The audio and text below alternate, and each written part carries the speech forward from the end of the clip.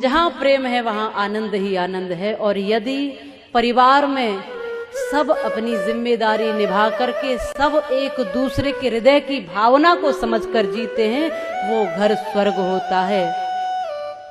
जैसा कि मैंने कहा भी था शायद कि आकाश में नहीं है स्वर्गों की कोई दुनिया। कहते हैं ना, मरने के बाद,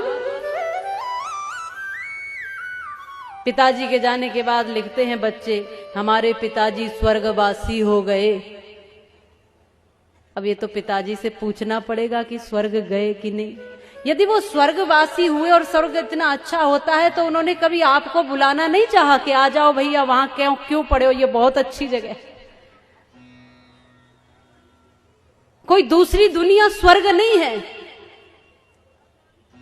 जिन परिवारों में माँ बाप दुखी और आंसुओं से रो रहे हो वो घर ही नर्क है, और जिसमें माता पिता की सेवा होती हो, बच्चे संस्कारी हो, वो घर ही स्वर्ग है। और कोई दूसरी दुनिया स्वर्ग की नहीं है।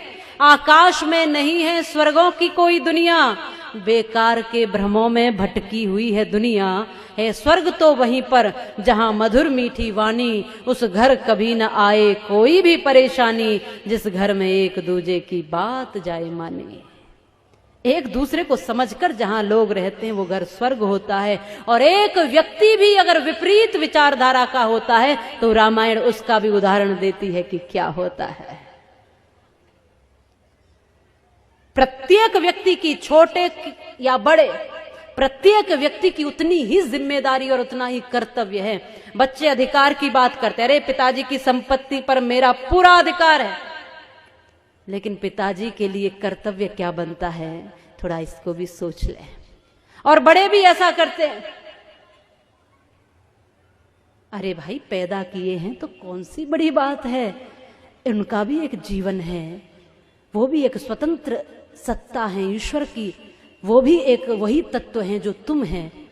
इसलिए छोटा हो ये सोच करके उसको छोटा नहीं समझना है। प्रत्येक व्यक्ति ईश्वर का अंश है। हो सकता है कि बड़े लोग कुछ दिन पहले इस दुनिया में आ गए हैं, बच्चे थोड़े दिन बाद इस दुनिया में आए हैं, बस उतना ही तो अंतर है, समय का अंतर है बस। क्योंकि बड़प्पन तो व्यक्ति के कर्म से होता है। जो छोटों को भी गले से लगा कर चले, जो छोटों को भी संभाल कर चले, जो छोटों को भी उनका कर्तव्य बताते हुए उनकी भावनाओं को समझते हुए चले, वो बड़ा है, चाहे फिर वो कोई भी हो। इसलिए हम सबको एक दूसरे की भावना से जुड़ करके अपना घर मंदिर बनाना है, अपना घर स्वर्ग बनाना है। वो एक गीत गाती थी पहले, घर में महिलाएं माताएं गाती थी कि घर को ही मंदिर बनाऊंगी, कहीं बाहर न जाऊंगी। शायद आप भी गाते हो, पहले हमने सुना था कि सास अपनी को कौशल्या बनाऊंगी, ससुर जी को दशरथ बनाऊंगी, पति को मैं राम बनाऊंगी, कहीं बाहर न जाऊंगी। मैंने ऐसे कुछ शब्द गाती थी कि मैं घर को ही मंदिर बनाऊंगी, घर ही तीर्थ बन जाएगा। जब मैं देखूंगी तो दशरथ और कौशल्या के रूप में देखूंगी सास ससुर को, पति को देखूंगी तो राम के रूप में देखूंगी, और यदि मैं खुद पार्वती बनी तो भोलेनाथ के रूप में देखूंगी, और मेरा तीर्थ, मेरा मंदिर, मेरा घर ही हो जाएगा। फिर बाहर जाने की जरूरत क्या है मुझे, जब घर ऐसा हो जाए। ऐसा माताएं गाती थी, उनके सामान्य शब्दों में कितनी गहराई छुपी होती थी। आज हम घरों को नर्क बना रहे हैं। क्या बना रहे हैं? घरों को नर्क बना रहे हैं, स्वर्ग नहीं बना रहे। ये सोचना आपका काम है।